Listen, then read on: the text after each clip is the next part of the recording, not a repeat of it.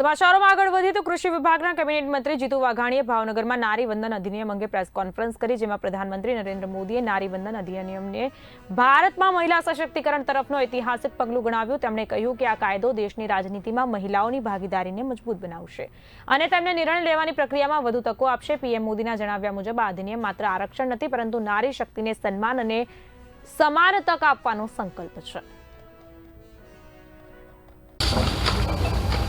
આ દેશમાં હમણાં જ આપણા વડાપ્રધાને નારી શક્તિ વંદના સંમેલન દિલ્હીમાં યોજાયું।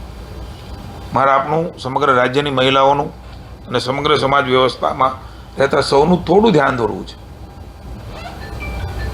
21મી સદીનો સૌથી મોટો નિર્ણય એ જો કોઈ હશે તો આપણો આ મહિલા